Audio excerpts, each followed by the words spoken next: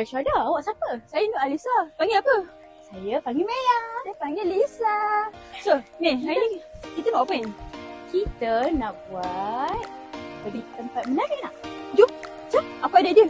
Aku pun. Jom, jom. Lompat. 1, 2, 3. Wow! Jom kita kat mana ni? Kita sekarang dekat Jo Design. Sekali lagi. Jo Design. Aduh. Ya. Yeah. Oh, vintage accessories. Ya. Let's go. Let's go. Ni guys. Sini. Nampak ni kita ada jet pendant. That's so beautiful. Look at this pen. This pen. Okay, so guys, today we bring a lot of customers. A lot of customer. Korang say hi.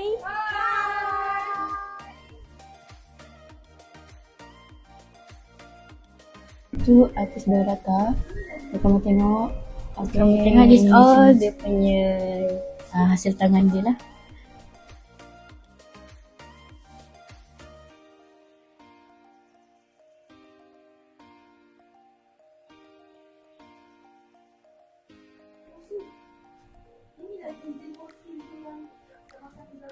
Lisa, saya lapar. Apa?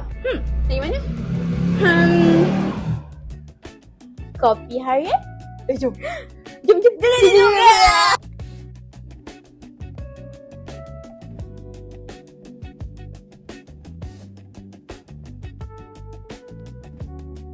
So, kita dah sampai dekat kopi harian.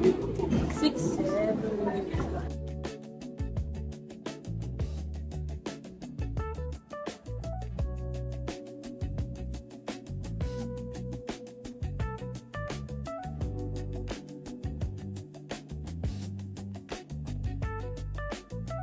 Lisa got her ketiau.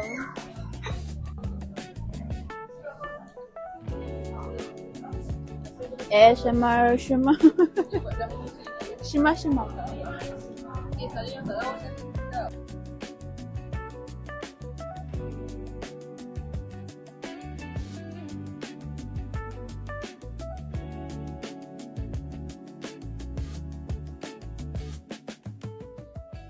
So sekarang kita dekat Kmall. JJJ.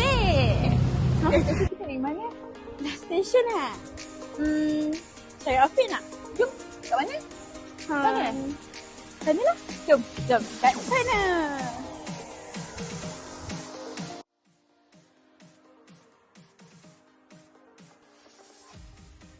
Okay, so kan tema kita vintage kan. So kita kena pakai suit. Barulah nampak macam vintage. Let's go. Sekarang kita check code. Jom. Mari. Okay, cakap stop lah. 1, 2, 3. Stop.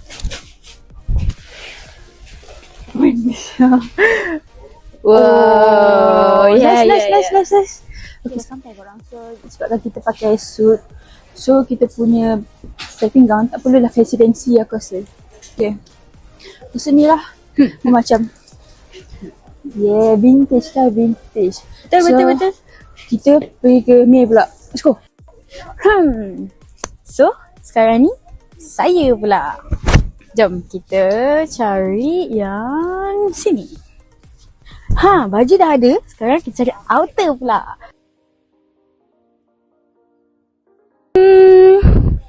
That seems nice. Pair with this one.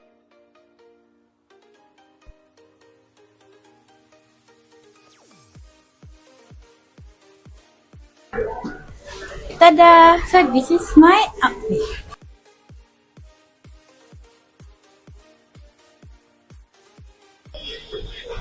Tenda aku pula.